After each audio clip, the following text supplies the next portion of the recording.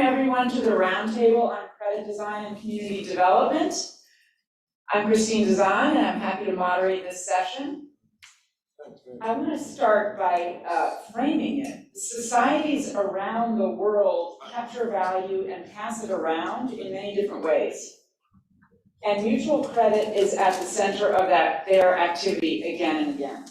That makes sense, right? Value is a matter we share and exchange with others over time. So credit is the way we advance value to each other and receive it back in the future. In fact, every time I've tried to decode the way money per se, official money, works in the community, money dissolves into its credit components. So I have looked at 5th century England, medieval Europe, early settler America, 21st century America, and again, money is credit. So this panel is really on the cutting edge. We see societies built on mutual obligation, on mutual contributions. We see them transmute that obligation into a token, a unit, a dollar, advance that token and take it back, letting it circulate in the meantime, basically the way money works. So we've also got to amend our state of nature stories, right? If you think about state of nature stories, there's no credit in the state of nature. Those stories got us off to the wrong start in the very beginning. Not so this group. So this group is engaged in reinventing credit, in redesigning credit at the local level.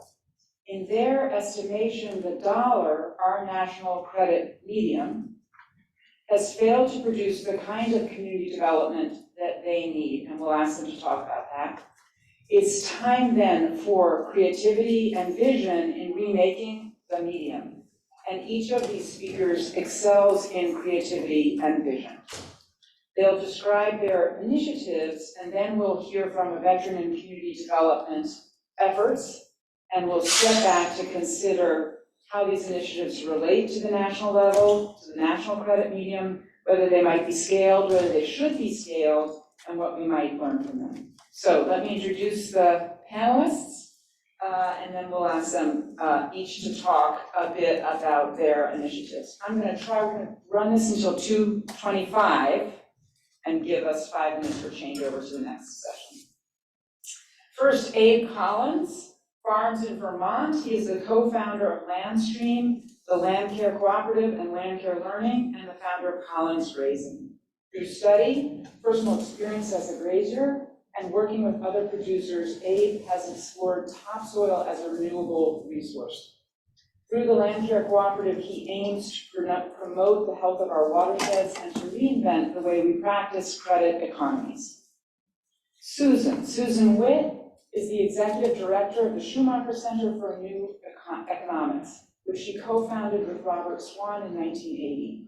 Deeply engaged with the history and theory of the new economics and its implications for the transformation of our relationship to land, labor, and capital, she has simultaneously worked to turn theory into practice in her home region of the Berkshires. In 2006, she co-founded Berkshire's local currency program, which has won international media attention as a model for other regions. Nia Evans. Nia is the executive director of the Boston Ujima Project, which is focused on organizing greater Boston area neighbors, workers, business owners, and investors to create a community-controlled economy. Nia has an educational background in labor relations, education, leadership, and policy, and I would add the arts. Her advocacy work focuses on eliminating barriers between analysts and people with lived experiences, while also acknowledging the value of diverse types of expertise in policy. She's the co-creator of the Brains Debate Project, a multimedia policy debate program that explores the intersection between drug policy, mental health services, and incarceration in Massachusetts. You're already getting a sense of the breadth of this panel, I think. Ryan Fielder, who goes by Ray, and uses the they pronouns, is an organizer, educator, social worker, and artist who hails from Motor City, Detroit, and works with Nia at the Boston Ujima Project. Ray has been organizing around issues that impact BIPOC individuals from an early age. They've also served as an environmental advocate and therapist, as well as engaged in the performing arts. We don't have Sierra yet. We may have Sierra Peters, another participant and leader in the FEMA project. I'll move to Bob Van Meters, our community development expert, also an expert in affordable housing. After community and tenant organizing in both Chicago and Boston, he helped to develop the New View co-housing community in Acton, where he's lived with his wife for the last 27 years. He spent a decade as an executive in a Boston-based organization, the Local Initiative Support Corporation, known as LISC, that focuses on getting capital to community development finance institutions. So he has thought an enormous amount about how we move from the local to larger scales. He also teaches at BC, advises numerous nonprofits, and contributes mightily to the public banking effort and initiative in Massachusetts. So I'd like to turn it over to Abe to get us started. Each person will talk about 15 minutes about their initiative, and then we'll ask Bob to step back and kind of think across those initiatives. Abe. Thank you, Chris. I'll be talking about credit as a commons to heal our communities and watershed homes. This is an invitation. We need some high-powered heavy hitters like I know in this room.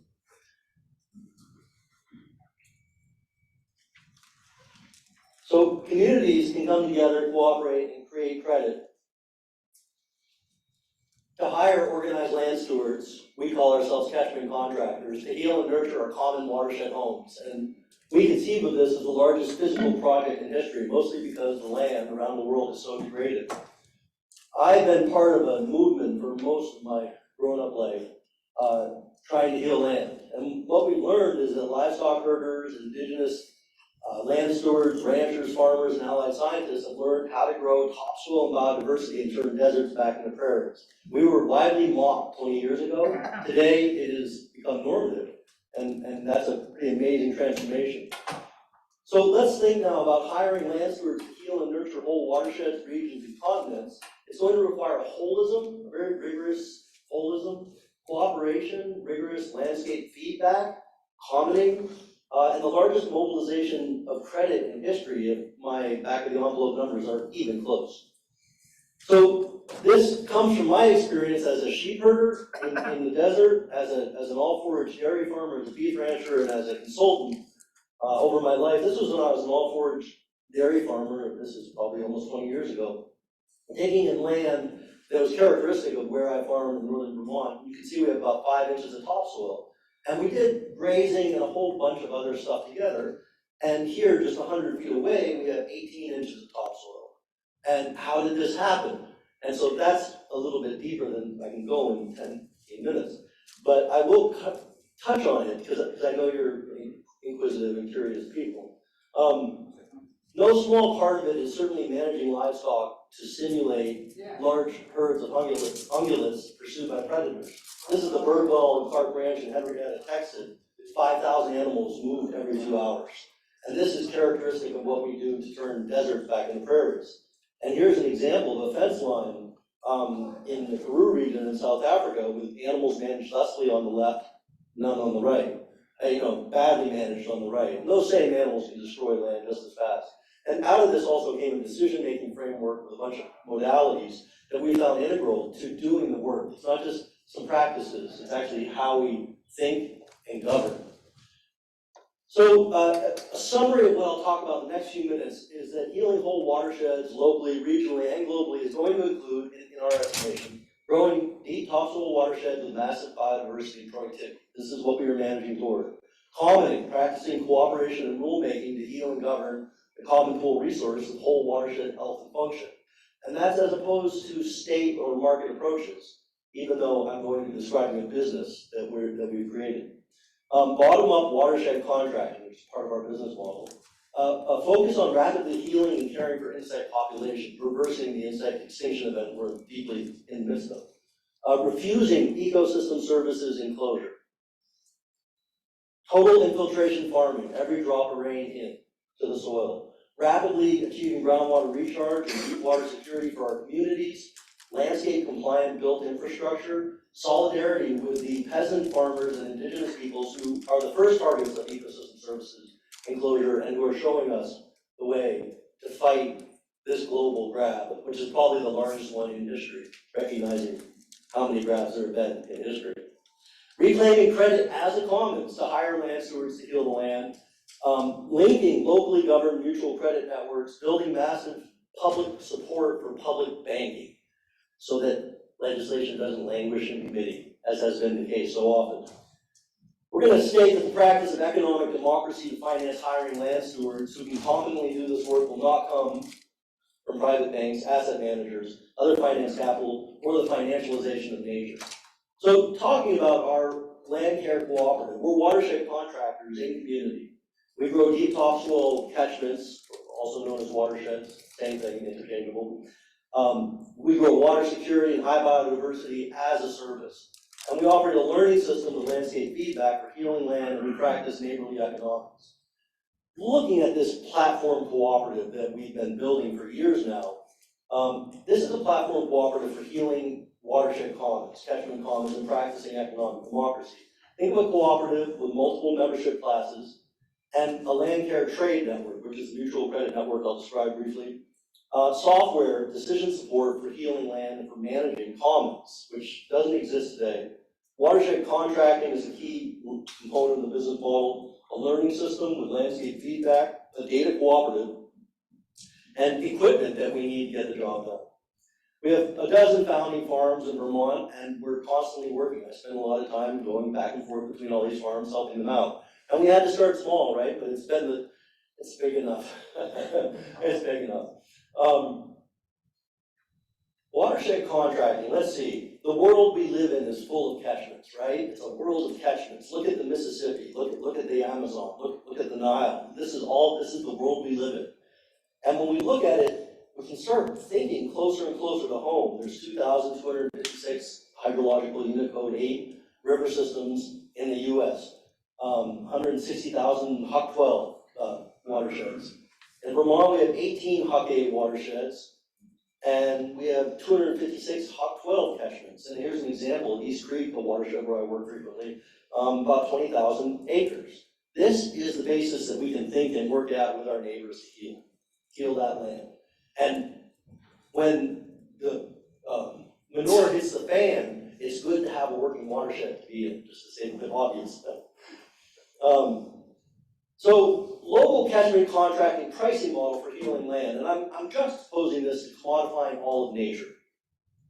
Carbon credits, water credits, biodiversity credits. This is not that. This is the cost of production plus profit. That's our business model. What does it cost to get the job done? And we're doing this bottom up on all the farms we work with, not as some abstraction like we'll pay $30 an acre to do the right practices. We don't abstract or do valuation exercises on nature, and there are no credits, no carbon, water, biodiversity, wetlands. In fact, those are offensive, and you're on the other side of the fence from us, if that's your business. No futures, no derivatives, that's just extraction. In this work, we've done both the modeling and the actual work. We found we can double infiltration, and we found, hey, we can raise water tables a foot a year in a small watershed, not uncommon, not unlike many of the ones we work in. So, because y'all are curious, and you know, how is this healing land? What does this mean? Well, it's very specific, and it's a whole bunch of stuff, but let's talk about it in practice. One, massive plant diversity.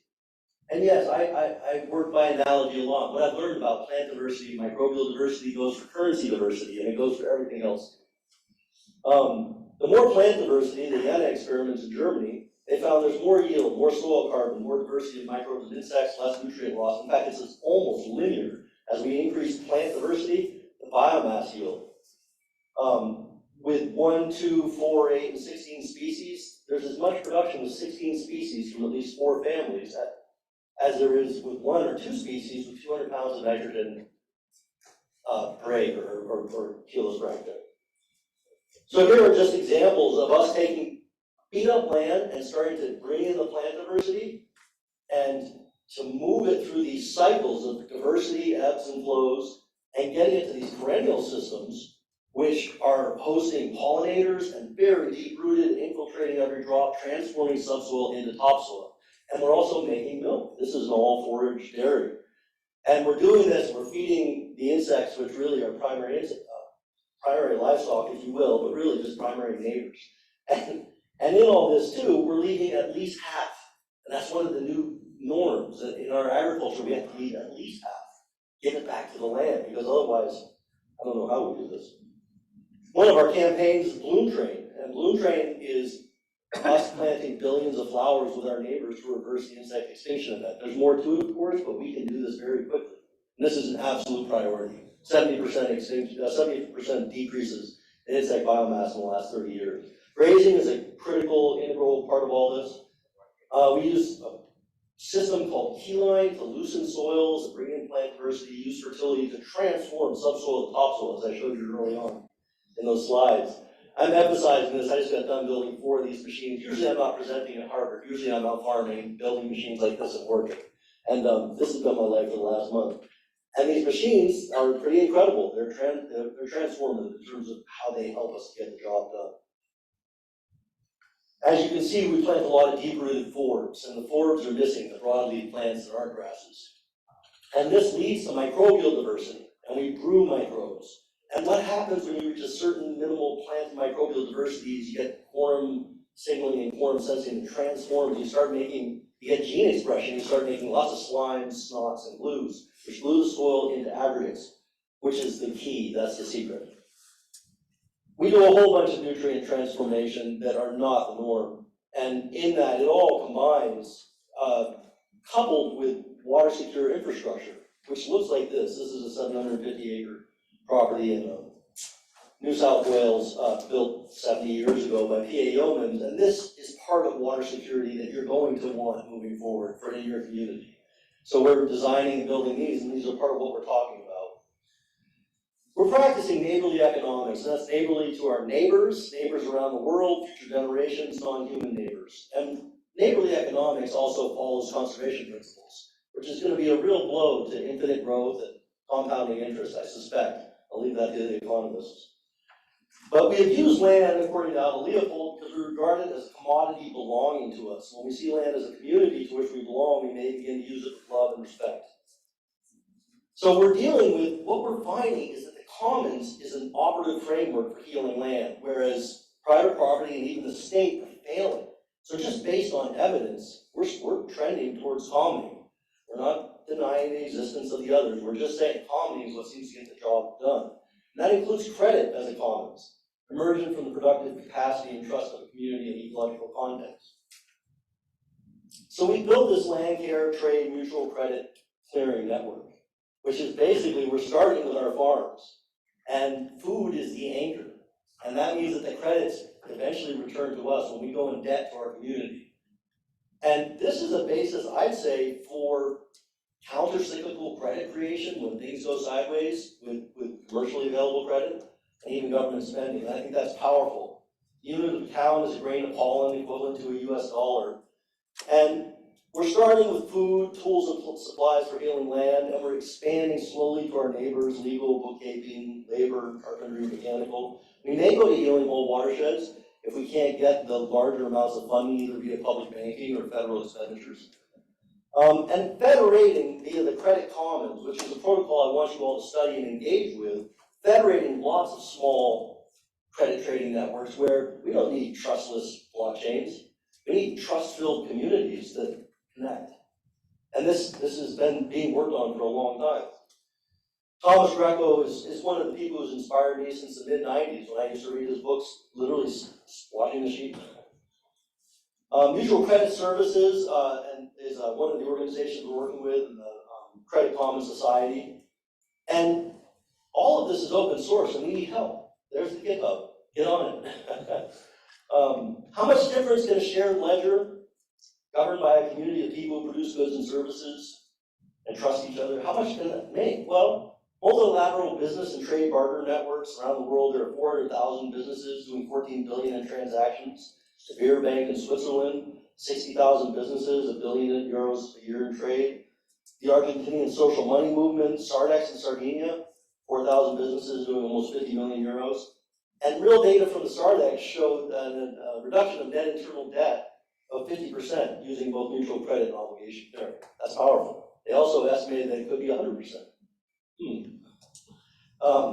The other thing is get going, start working on what we need rather than doing some pie in the sky fantasy. We're just trying to learn as we do.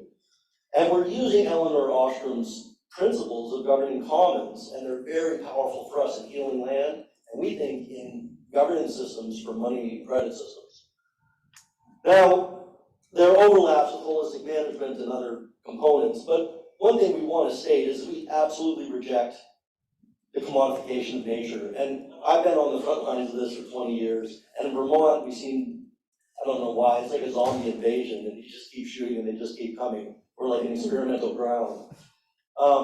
But we stand in solidarity with hundreds of millions of small farmers, peasant farmers, and indigenous people around the world who refuse and will replace the financialization of the earth and the framework and schemes of natural capital, ecosystem services, carbon offsets, biodiversity credits, wetland mitigation, banking, etc. We can look to the history of enclosure. It's not worked. Enclosure has never healed anything. Frankly, it's only been an assault. And I just want to get to this one number here. Recognize that the enclosure of nature is estimated to be a $4 quadrillion asset class. That is Wall Street is chasing this, the banks are. This is the next big bubble. Get ready. And choose a side of history. We've chosen ours and we need allies. We need your advanced economic modeling and understanding to crush the partial equilibrium models that are being used to justify all this.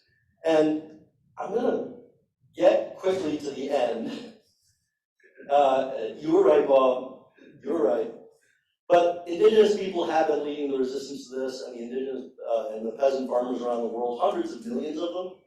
Again, this is an incredible opportunity for solidarity, doing the right thing and healing the land for all of us here in the rich north. And where will the money come from? We're going to get started with this credit commons. We hope that public banking, we want to build public support before we just get it into legislation and have it die, because we've seen that happen in Vermont and other places. And we're using advanced landscape feedback science, which is a whole revolution in science as well, coupled with this revolution in credit money. And in it all, what I want to offer is this opportunity to engage. If you're looking to get real and help people on the ground doing this work every single day right now, we're there. And our door is open to you, and we need your help. So I'll leave it there, and thank you.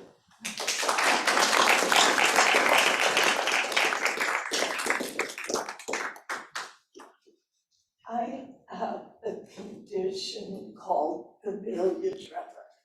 So right? I have a condition called familial tremor.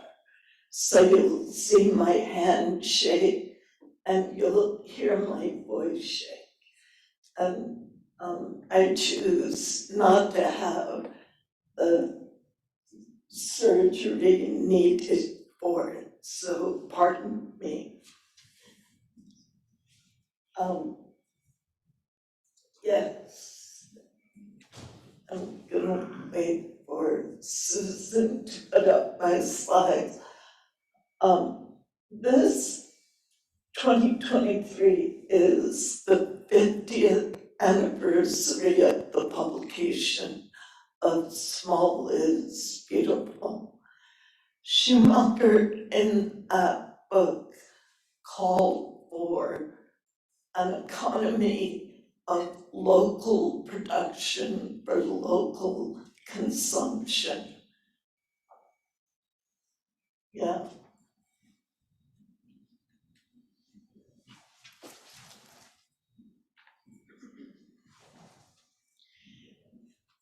And of course, he felt a local economy would be the most stable type of economic system. He felt it would ease the huge costs and environmental degradation of traveling over long distance. He felt it would bring the face-to-face economic relations that could lead to a solid, more secure more humane economy and care for workers. So our work at the Schumacher Center has been trying to find out how through citizen volunteer efforts we could help strengthen that local economy.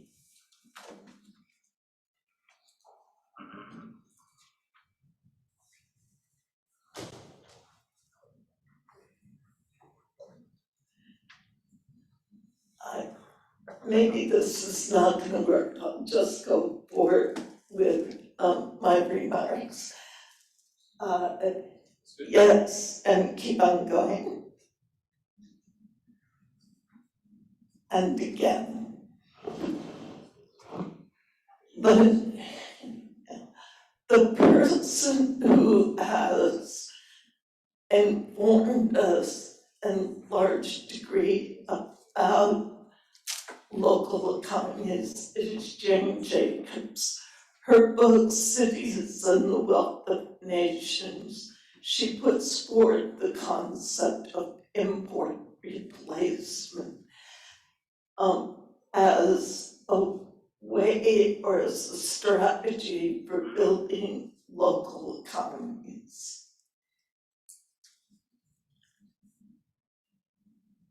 But she called for more. She called in Cities and the Wealth of Nations for a regional currencies that would strengthen those local economies. She felt regional currencies would be sound feeders of, or pointers of feedback information of how to shape the economy at the local level.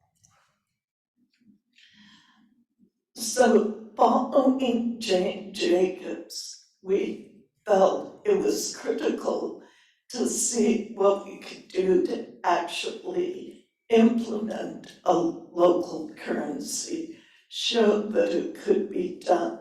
Again, our approach is to work not through governments, but look at citizen initiatives that could drive it.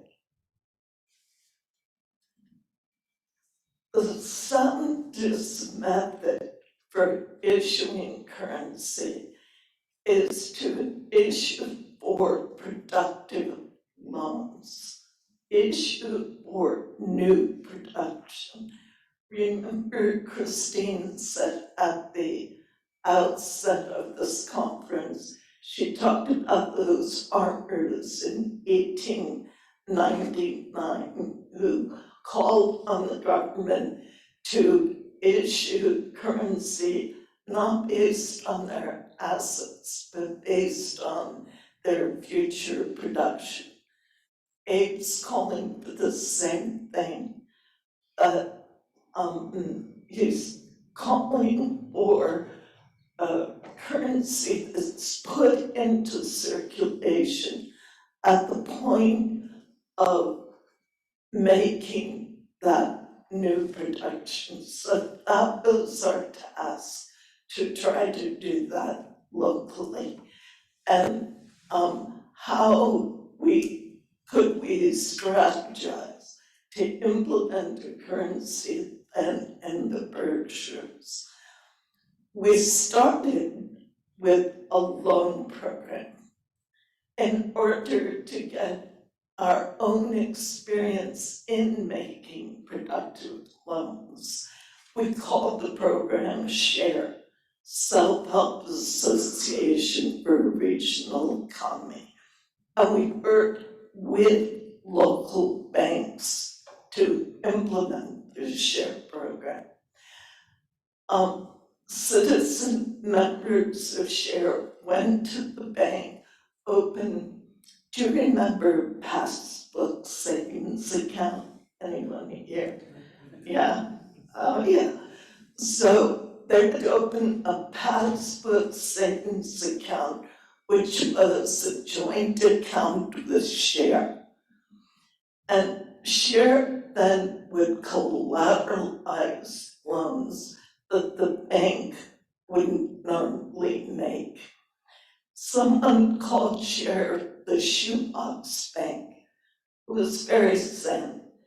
We had a post office box and literally a shoebox where we kept the passbooks. When a loan was approved for collateralization, we'd go into that shoebox, physically take out the passbooks, walk down to the bank or drive down, and put those passbooks up to collateralize loans. Our Share members knew what their money was doing tonight. It was in Sue Salu's goat farm making cheese. It was with Spike and Rosie, the draft horse team, that was harvesting the wood from the forest in a more responsible way. It was with the Moreau family who had a cleaning service. It was with the Van Sant kites. It was small startup businesses. After 10 years and the Clinton administration, we found that the banks through the Community Reinvestment Act were taking up the small loans that we were making, and interest rates were better at that time.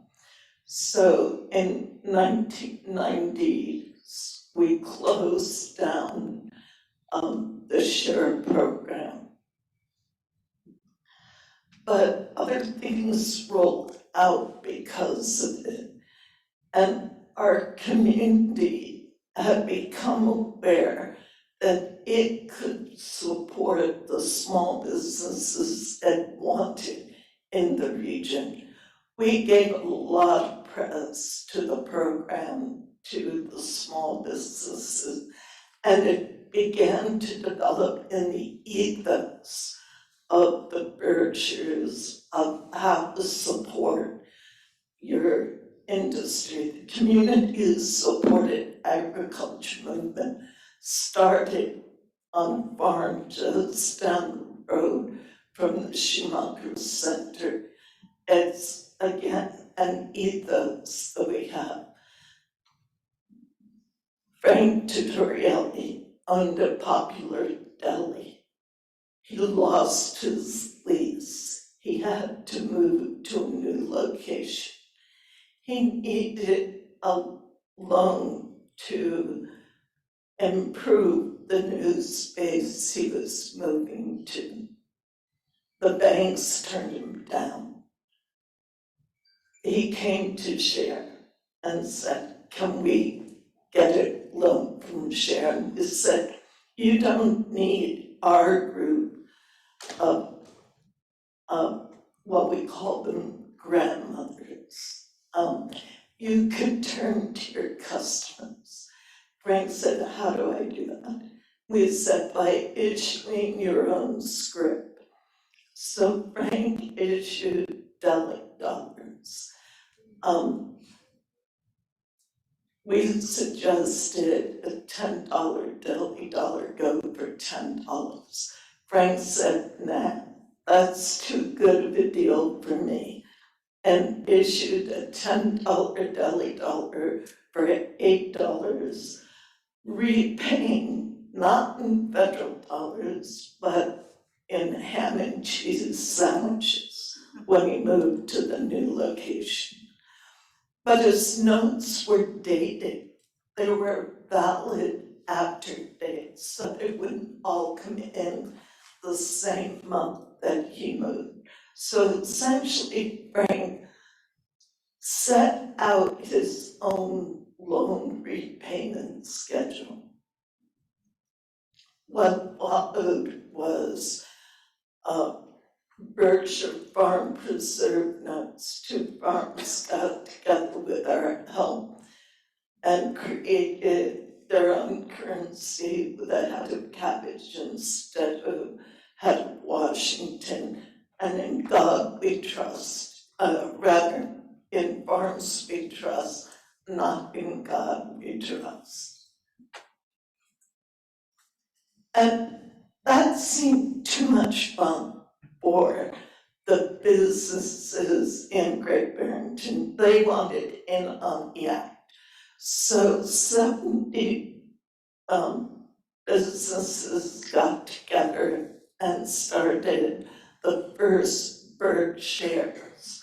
It was a giveaway program. For 6 weeks, every time someone spent $10 at the local stores, any of the 70, they were given one Bird Share.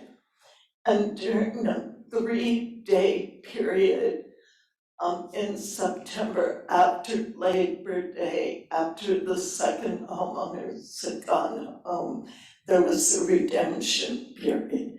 And it was 75,000 Bird Shares went out, meaning $750,000 in trade for that 6 weeks. 28,000 came back. It was a huge return on a giveaway. And it was people returning to the Berkshires just to spend their 33 Berkshires. Huge success. It ran 3 years in a row. When we started to look at starting the 4th year, one of the bankers said to us, why set up every year? Let's have a year-round currency. What an interesting idea. How should we do that? So out of that came Berkshires, the local currency in operation. Some of the examples which you see up front. We believe that an issuing group should be nonprofit, locally based, open membership structure. So we incorporated Berkshires and undertook to issue the currency. But we waited until we had grants significant enough to do it. The others are all out of our hip pocket. Share was hip pocket, belly dollars. But to issue a currency, we needed to be serious.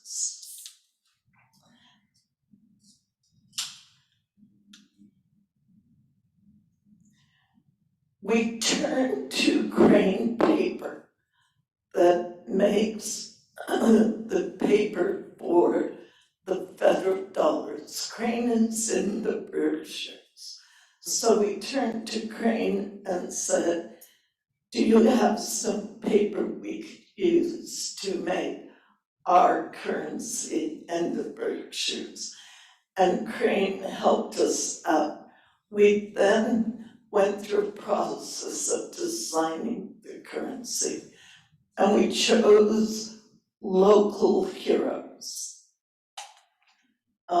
Du Bois is born in Great Barrington, founder of the NAACP, huge thinker on social economic issues.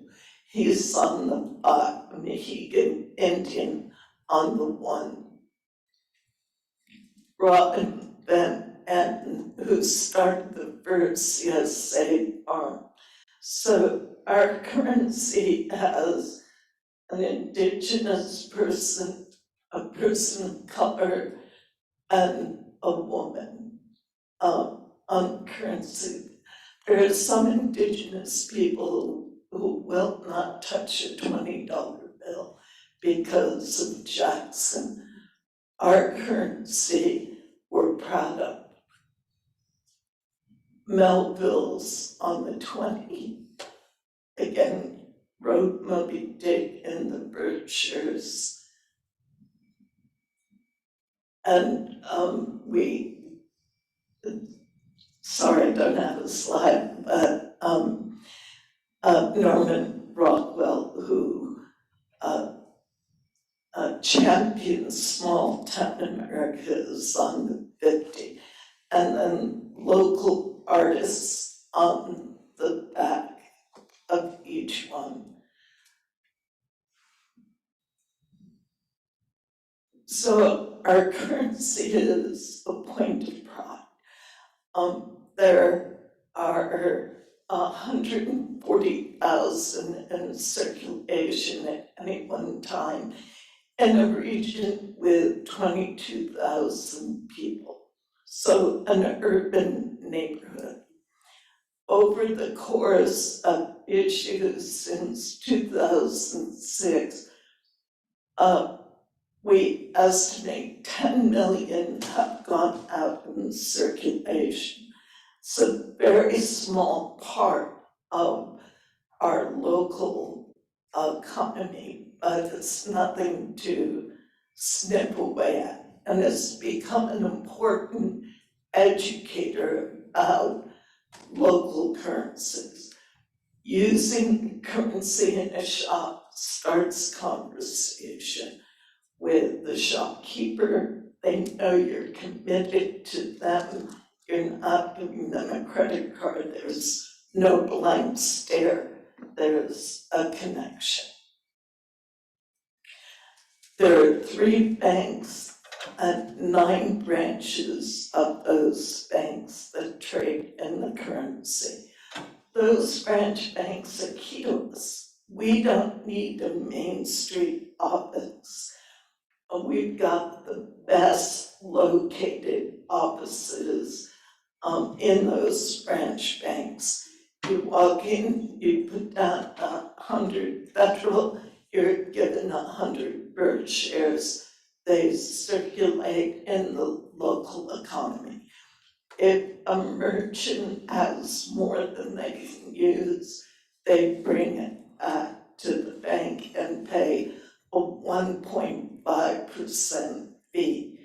But that's not the 3 to 10% they're paying with credit card dues. So they prefer to get Berkshires than a credit card. It's fun, it's celebratory. We do a lot of promotion of the businesses themselves. There are farmers, merchants, manufacturers, services. Okay. Yep. Let's quickly go through the slides. We went blockchain last year. We found it was overdone. We didn't need all the capabilities of the blockchain. But we're sure cryptocurrency, and Greg Barrington was, you could buy bread and milk and bicycles with it. We're still committed to a digital version, but it'll be on an open ledger. Thank you.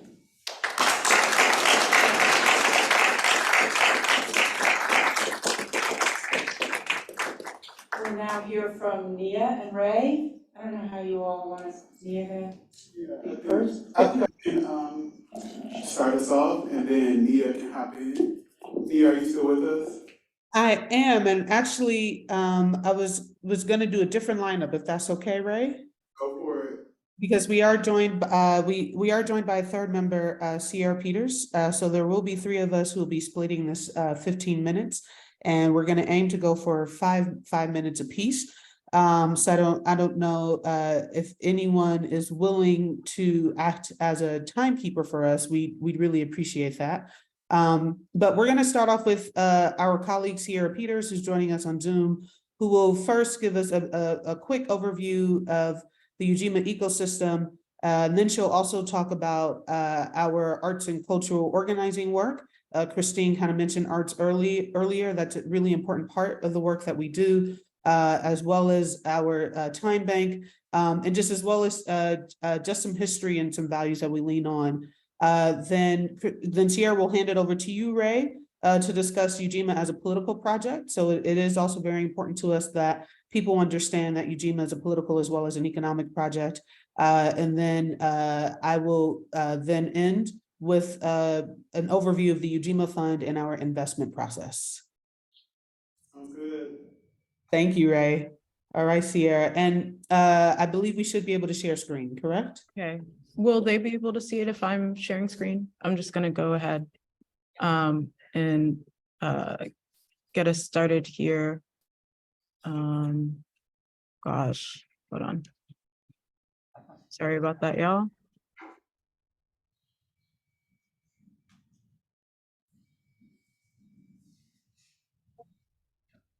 Three years of Zoom and it's still difficult every time. I hope I can try to share my screen, Sierra. if you could, yeah, that would be helpful. I'll do that. I think I'm ready.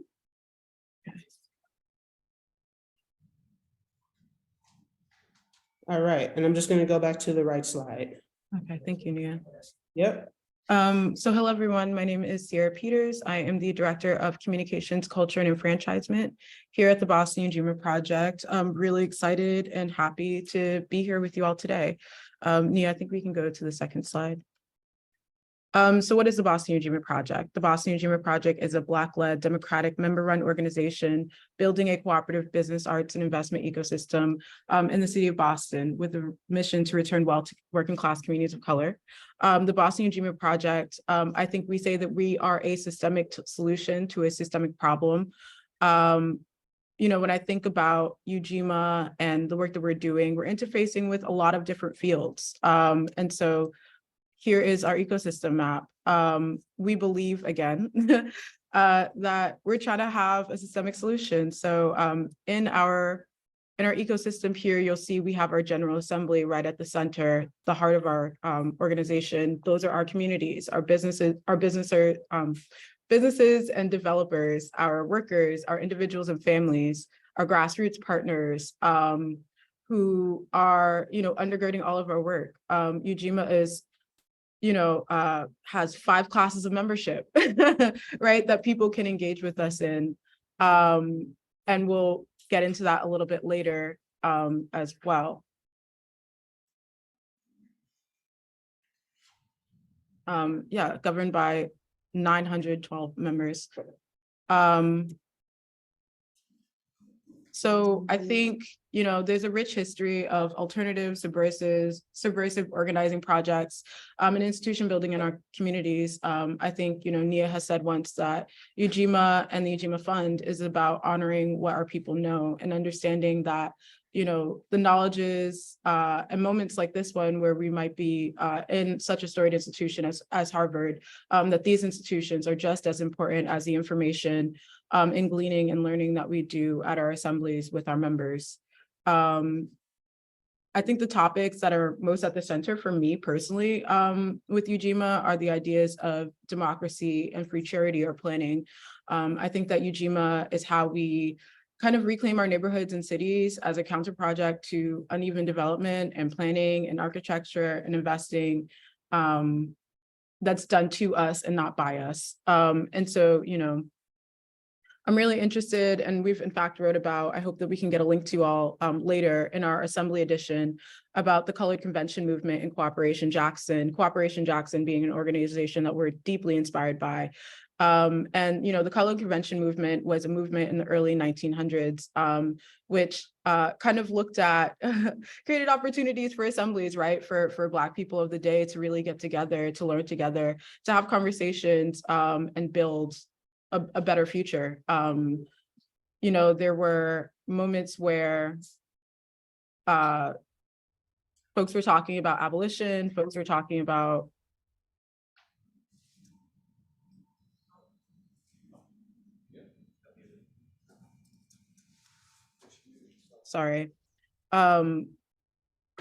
folks were talking about abolition, they were talking about movement building, and, you know, trying to elevate the status of Black people in the North and promote the abolition of slavery in the South.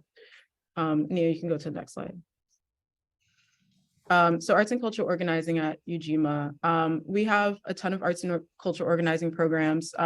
We believe that in, you know, proposing a different economic system, that we want to respect the beliefs that folks already have. But we know that, you know, culture is what moves ideas from margin to center.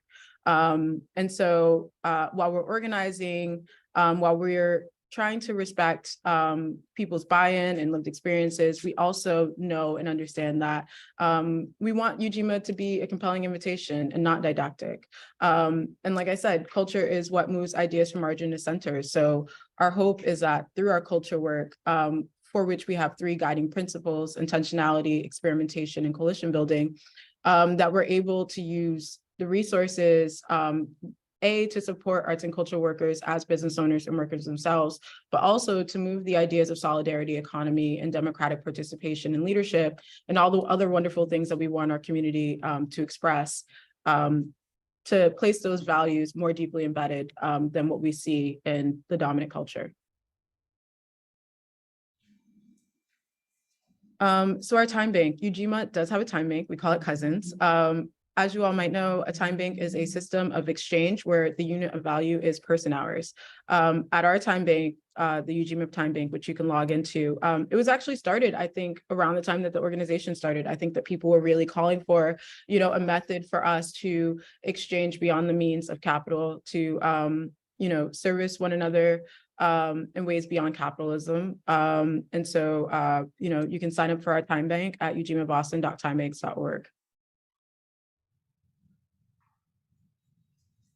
Thank you very much, Sierra. And so now we'll pass it to Ray, who will discuss UGMA as a political project. Thank you, Sierra. Thanks, Sierra, and thanks, Nia. Thanks to you all for being here to hear us talk about UGMA and our amazing work. And so the thing about UGMA that, number one, UGMA is one of the Nguzo Saba, which is Swahili for 7 principles, right? It means collective work and responsibility. And so we believe that, you know, it is, you know, we have to be able to have the space and the resources to be able to dream about our health and wellness, about our education, about our wealth, right? And then see that through. But not in a pull yourself up by the bootstraps kind of way, because maybe some of us don't have bootstraps, maybe some of us don't have boots, right?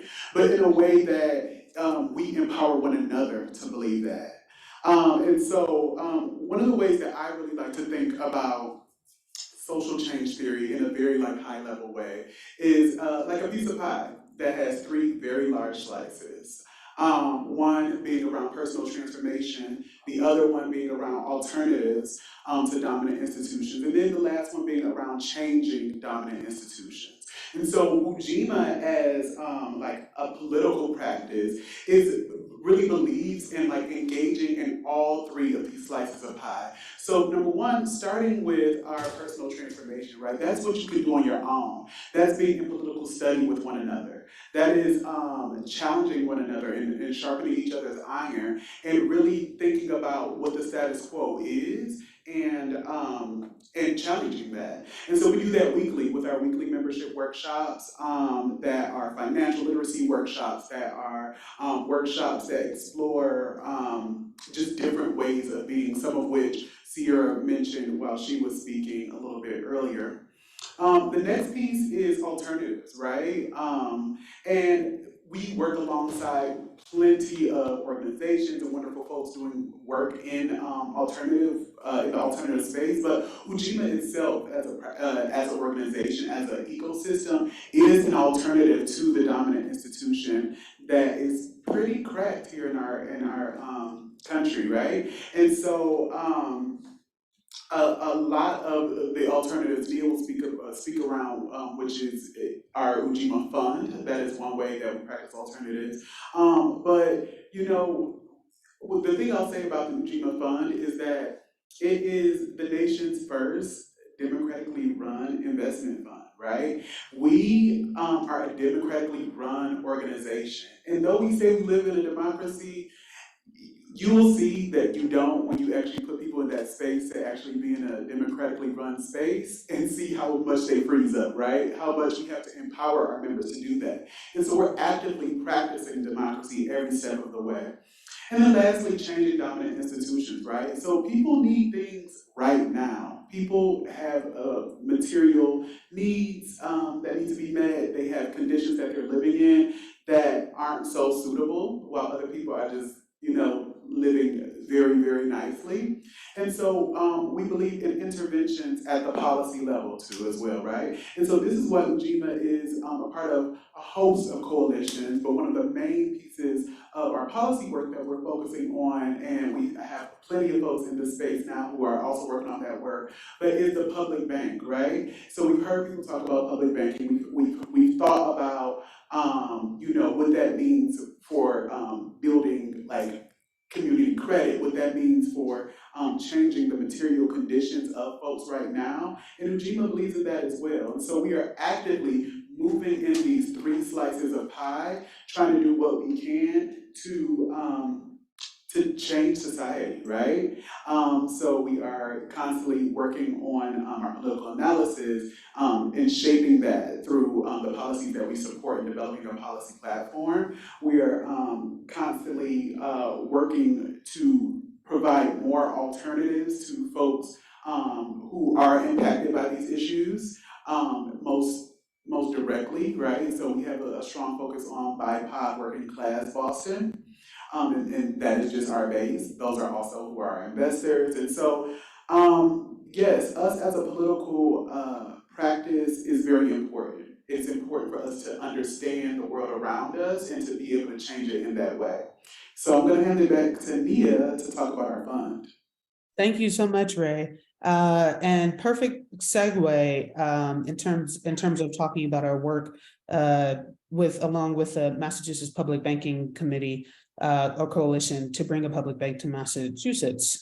So the desire, the effort, the enthusiasm to bring a public bank to Massachusetts is actually part of Ujima's origin story. And so Sierra talked about Ujima being a systemic approach to what we understand as systemic issues. What we are focused on is poverty, inequality, gentrification, and displacement, issues that we understand as systemic and unfortunately enduring. So I'm going to share my screen once again to take us back to this presentation to talk about one of the alternatives that Ray talked about, which is the Ujima Fund. And if I could just see in really quickly, I think everyone can see this. Is that correct? Yes. Okay, excellent. Thank you, Ray. So as Ray said, we launched the Ujima Fund in December 2018. And when we launched the Ujima Fund, we made history as the nation's first democratically governed investment fund. There are a few things. So that in and of itself is pretty unique and exciting. Ray already talked about briefly some of the potential, some of the possibilities, and then some of the challenges. Ray actually impressively did that in one sentence. But there are some additional things about the Ujima Fund that are unique and worth noting. So just really quickly, as Ray said, Ujima is Swahili for cooperative work and responsibility. Some people may recognize Ujima as one of the 7 principles of Kwanzaa. When you look at this chart that I have here, which shows the different pools or the different tranches of the fund, you'll also see additional Swahili terms. So you'll see the Kujichagulia note. Kujichagulia is Swahili for self-determination. The Umoja note, Umoja is Swahili for unity, and the Nia note, and Nia is Swahili for purpose. Then you'll also see, oh, sorry, my computer is very sensitive. Then you'll also see our Imani gift pool, and Imani is Swahili for faith. You'll also, when you look at this column, investor type, you'll see that in these first two pools, Kujichagulia and Umoja, we have created two pools very specifically for what's called non-accredited investors. And the definition of an accredited investor is essentially loosely a high net worth individual, but the formal definition is a person whose net worth is at least $1 million, and that's not including their residence. Or if they draw a salary, they've drawn at least $200,000 a year for the past 2 or 3 years singly, and I think if you file jointly, then it goes up to, I want to say, $350,000. The definition have been expanded a bit in the Trump administration to include people with particular expertise, such as investment advisors.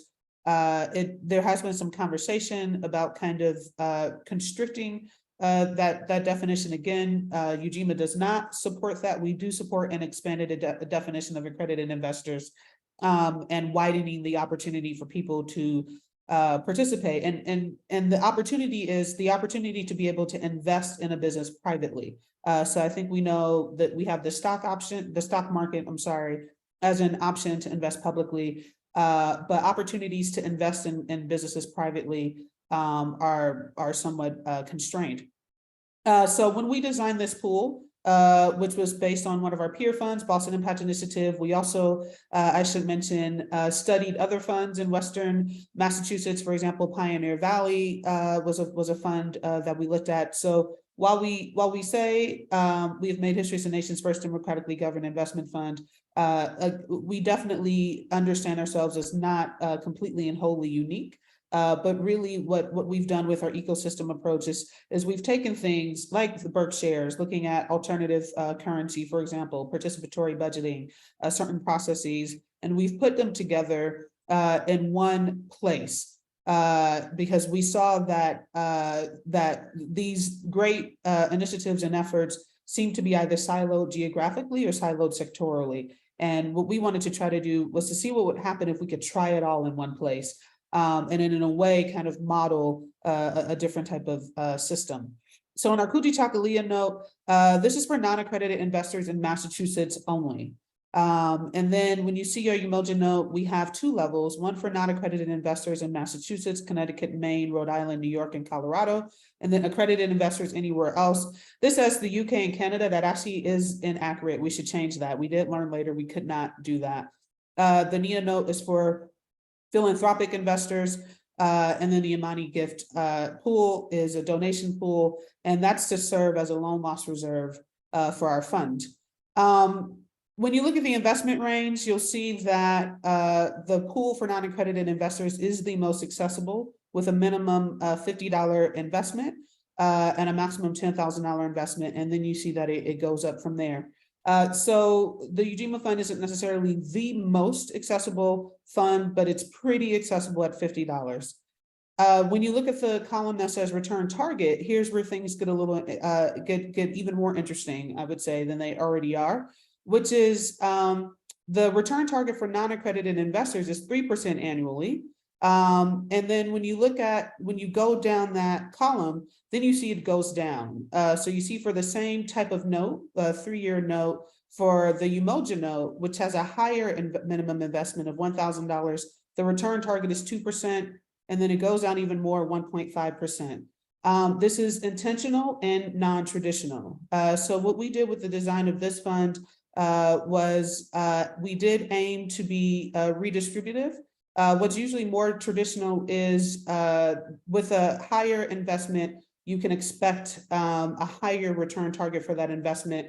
The idea being that you're taking a higher risk, and so you should get higher reward. And so what we've done with the design of this fund is we've aimed to redefine risk to say risk does not have to be solely refined or defined as how much you've put in, because we understand how that becomes socially reproductive of the relationship between accumulated wealth and inequality. But we say, well, when we look at the people that we're targeting with our Kujichagulia pool, and with this minimum $50 investment, we actually think those who have less disposable income perhaps are taking a risk as well in this investment. And then when we also look at the history of this investment in our communities, and when I say our communities, I'm referring to working class communities, I'm referring to BIPOC communities. We also think in terms of reward, and again, this is thinking about redistribution. We think we should try to return more to our communities who have experienced extraction and exploitation and who have experienced the theft of our wealth. So we said, we think we should, with this vehicle, aim to return more wealth to our communities.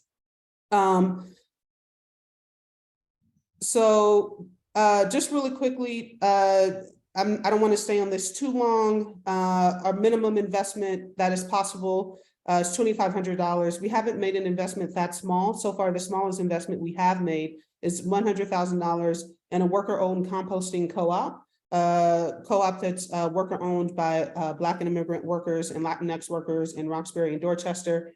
And the highest investment that we've modeled is $250,000. And to date, our largest investment has been $210,000 in a cupcake company. But I do just want to point out this last column here, community infrastructure, is something that we've modeled, the investment range of $50,000 to $250,000. And when we think about community infrastructure, we're thinking about things like community-owned energy, community-owned internet. So that's something we've modeled in our fund. And we also have modeled an intent to invest in real estate, although we have not yet done so, but looking forward to investing in some real estate within the next year or two. This is slightly outdated. We are going to announce that we have passed the $1 million milestone in deployment, but officially, as of the September 30th investor report, we've invested $925,000 in businesses in Boston proper. So it's just to say we focus on Boston proper. And I think it's really important to kind of to continue to surface values, which Sierra and Ray did very well. That first slide, if you looked at the first slide of our presentation, it said people, care, Black lineage. Sierra talked about people a little bit and talked about Black lineage. Do just want to point out that what underlies all of our work and our processes is the notion, more than a notion of care. And so for all of us, our headings are, how do you care for yourself and your community? Ray talked about this already. One way is assemblies. So you see, we've pointed out here some key values: deep listening, honor expertise. Sierra talked about this a little bit already. Community knowledge, we know what we need, deciding together. So one of the reasons Ujima Fund is considered a democratically governed fund is because we source our investments directly from community members, and we do that through our assembly process. So in our assembly process, we ask community members, name businesses that you love, name businesses that you think we need in our communities that we don't currently have, name businesses you'd like to replace. And we've conducted, so to date, 6 in-person neighborhood and city assemblies, and I want to say maybe 4 or 5 online assemblies when the pandemic started. Just a quick example of what kind of businesses get named. Nonprofit, so you see on the side, businesses we love. We have a nonprofit, Bikes Not Bombs. We have a composting company. We have a restaurant. We have a land trust. Then you see on the right, the top 15 needs that community members have named. At the very top is Community Land Trust. I mentioned community-owned energy, urban farms, affordable childcare. And the reason we're committed to a democratic process, and Sierra talked about her interest in planning and Ujima as a planning project as well, is because we do think better planning happens when you actually listen to the expertise of those who know a lot, which are those who are impacted by the decision-making that happens in their neighborhoods, those with lived experiences, And so when we think about kind of quote unquote problems, and I just say quote unquote because that's a term that's used a lot, and quote unquote solutions, we just think when it comes to planning and when it comes to actual address, there's a better match if you're actually talking to the people who are experiencing the realities that we're talking about. We trust our expertise, and we think if you actually listen to us, then the address will actually potentially be more successful. I'm not sure how I'm doing on time, so I'm going to start to wrap up. But what I wanted to show with this chart here is you see there's a link, it says financial dashboard. I think another important part of our process that should be pointed out is we're pretty, I think, rigorously transparent. I will try to kind of show you what's on the dashboard. We also provide a lot of information for our membership as well as community members. So one of that is how our investments stack up with community needs. And this total here is actually looking at the number of businesses in our alliance. So at the time that this chart was made, there were 8 businesses in the alliance. One of those businesses met a Black market type store need. 2 of those businesses were sit down restaurants. 1 was a supermarket, and 2 met multiple needs. Can I stop you there? Sorry? Can I stop you there just because we're almost out of time? Yes. We just want to, if you want to wrap up in 20 seconds, and we'll give it to Bob to comment.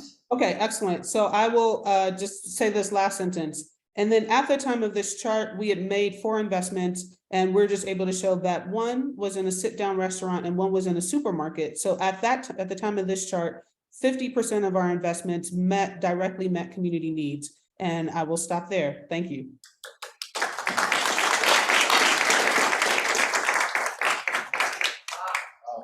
Okay, thank you, Christine. I think we've heard about some really exciting work that's going on. Coming from the work that I've been involved in with the Community Development Financial Institution and the CDFI sector, all these efforts are, I guess I would say, much more in the alternative world than most CDFIs are, but there are touch points between them. And the reality is that there are billions of dollars being invested through CDFIs right now. And in some cases, the things that CDFIs are investing in are the infrastructure that things like the Ujima project is supporting businesses that use that infrastructure. So I'll tell one quick anecdote. Was one of the big investments that I was able to help make happen during my time at LISC was an investment in the shared kitchen facility that's operated by Commonwealth Kitchen on Quincy Street in Dorchester. In order to get that investment, I had to persuade people in the national office of my organization. We brought the board members of the national organization to hear a pitch from Jen Fagel, who's the head of Commonwealth Kitchen, and from Jean Dubois, who's the head of Dorchester Bay Economic Development, the CDC that did the development. And we brought Bob Rubin, who was the board chair of LISC, former Secretary of the Treasury, former Goldman Sachs guy, former city guy, neoliberal par excellence, if you will. But he, as part of whatever reason, he was on the board of LISC. We brought him there. He heard the pitch, and LISC made the investment, and it was a multi-million-dollar new market tax credit investment, and that has enabled some of the businesses that Ujima works with to have shared kitchen facilities, Commonwealth Kitchen, to operate that facility over the last 8 or 9 years in Dorchester. And so there are connections, and the public bank is a way that the CDFIs can take more risks and be better partners to things like the Boston Ujima project and other more alternative efforts that we've heard about today. Because right now, most of the money that CDFIs lend is money that is credit facilities from money center banks. They do get money from other places, but but a public bank would allow them to do a better job of meeting community needs and working in partnership with organizations that are even closer to the ground, like the ones you've heard from today. So I'm gonna suggest that we actually go until 2:30, maybe even 2:35, and put off the next panel by 5 minutes. We can give them 5 minutes on the other side. So let's go until 2:35, and take apart a little bit more the question about how alternative and very local initiatives can or should connect to the larger national credit economy. And part of what's interesting about where Bob went to me is he went to the public bank, which is, maybe we could conceive it as a new kind of mediating institution between local and national economies. It doesn't exist yet.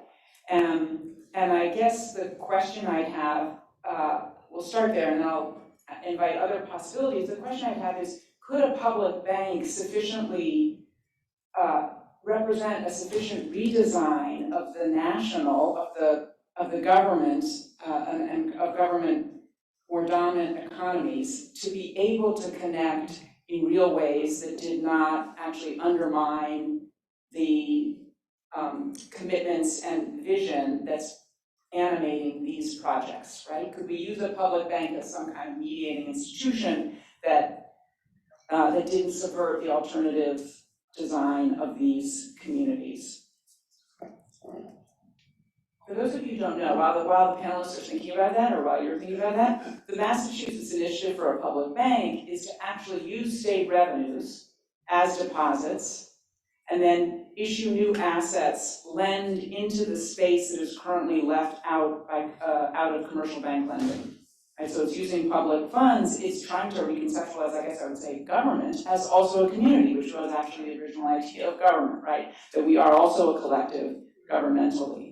And so the question is, could a public bank in some way sort of take back some of that space and become a mediating institution to yet more local communities?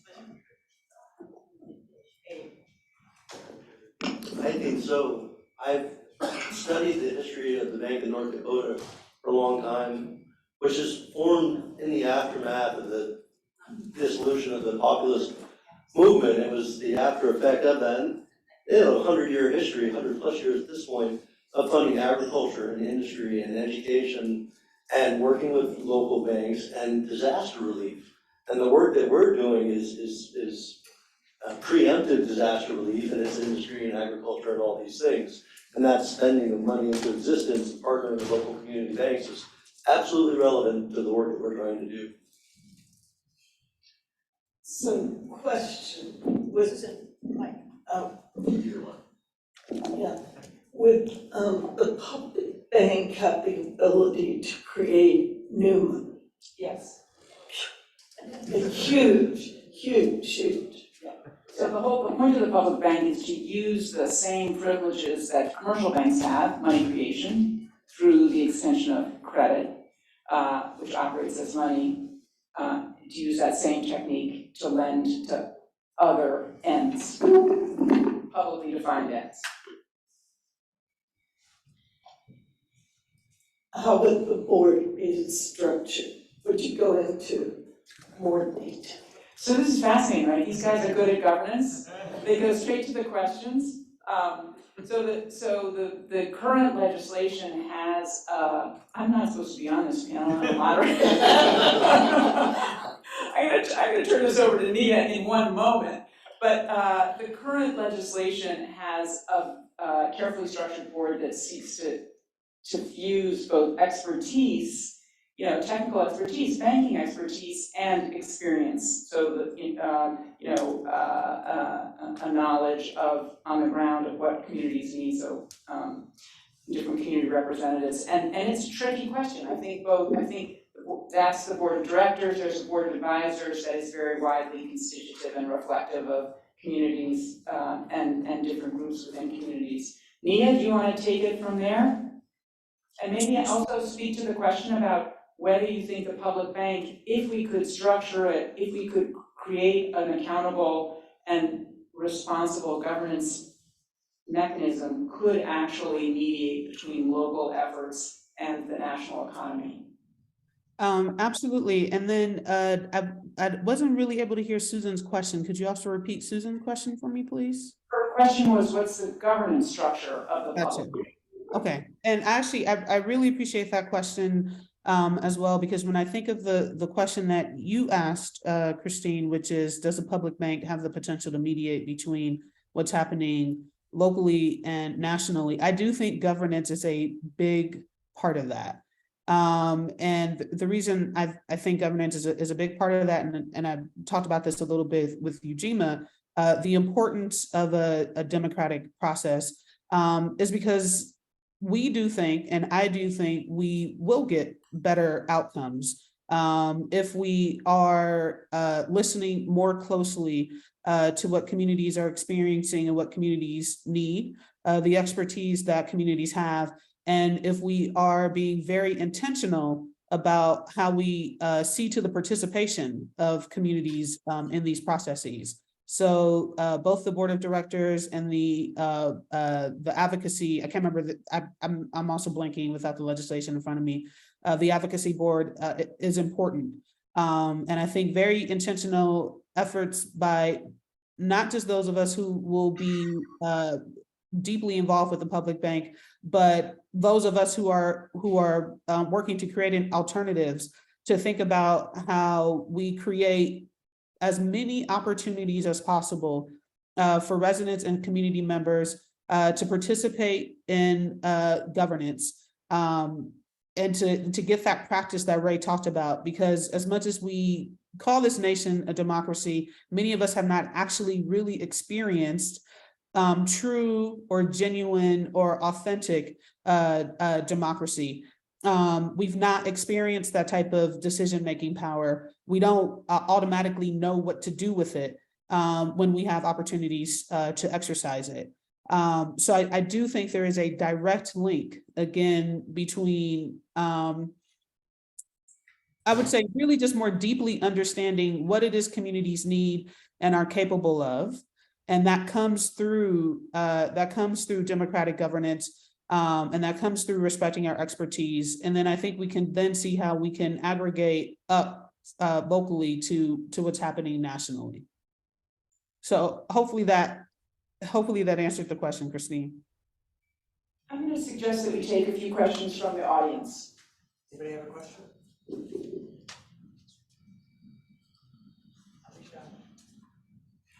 In the meantime, I'm going to ask a question, actually. So think of it if you have any questions. But so I do want to push a little bit on the mediation question, asking, do you think, whether it's a public bank, do you have any reaction against being integrated into the national economy or other mechanisms? So we could go on about the public bank, but it's a very difficult question, is exactly how we connect local efforts to high-level national dynamics.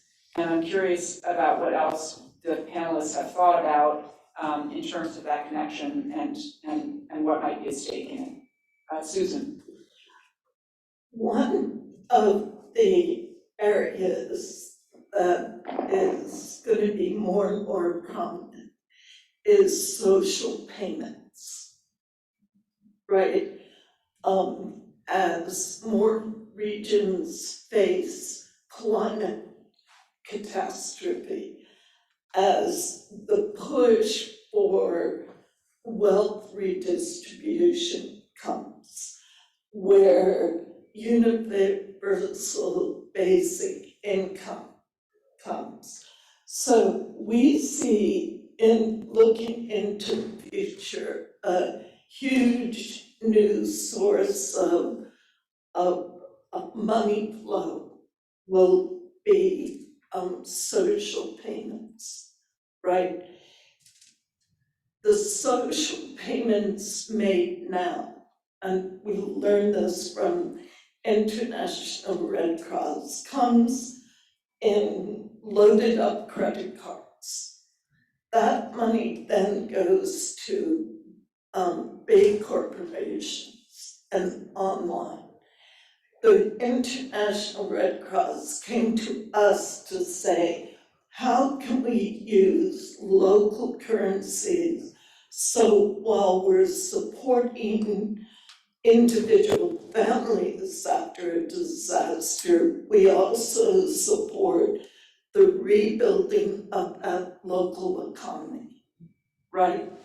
So I would hope a public bank would be open to facilitating and working with various localized currency initiatives to keep that money recirculating back into building healthy, diverse local economies. I'm not sure how, but I'd urge it. Oh, this question. Yeah, just, is this being amplified? It's not, hang on. Seems to have gone blank. We can hear you on Zoom. Okay, I'll just, for the sake of the room. Okay. One reason that I think credit-based money fails is that people hoard to attempt to hang on money to pay their debt, and therefore the rate of circulation drops. So I'm curious if you have any measure of how often your notes turn over per year, what your circulation rate is. Our notes are not an independent currency yet. They're fully tied to the dollar. They move quickly. If you have bird shares in your pocket, you spend them first, not last, right?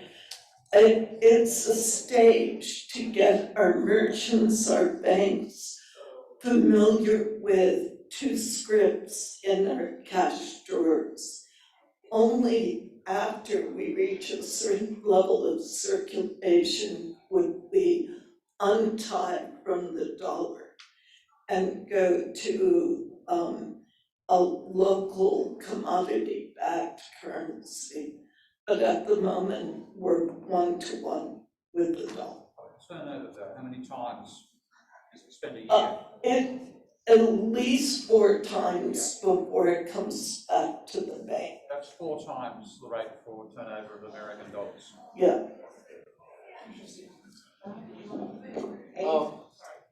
Yeah, I have one thought about this. I'm sorry. One thought about this question of like local systems integration, and I guess that's thinking about it at the level of other work that I'm familiar with around housing is that, you know, local governance entities can be incredibly exclusive and discriminatory. And so there is, you know, if you look at the history of the civil rights movements for racial justice, in the period of Reconstruction, the national government was the friend of people of color in the South, and ultimately what remained was only because of the local governments in collaboration with violent militias essentially ended the power of Black people during Reconstruction.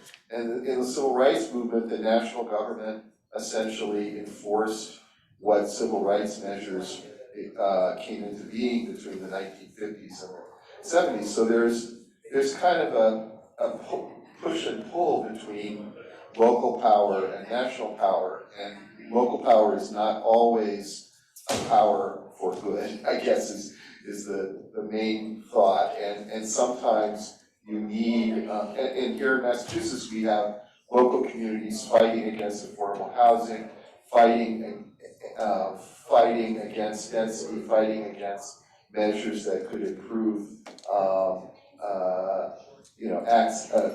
improve our response to climate change by building more density near transit. And so we're looking at the state government to try and override these exclusive local governments in the suburbs of eastern Massachusetts. Anyway, that's just, I guess, a counterpoint, a cautionary note, I guess. And I think, the same thing is true when we think about the need to draw resources from the national government to right the wrongs that have happened in the past in Berkeley. I think on that note of complexity, we have to stop, but I'd invite those of you who want to keep talking to just keep talking either on Zoom or out in the hall. Thank you very much. Thank you to the panel.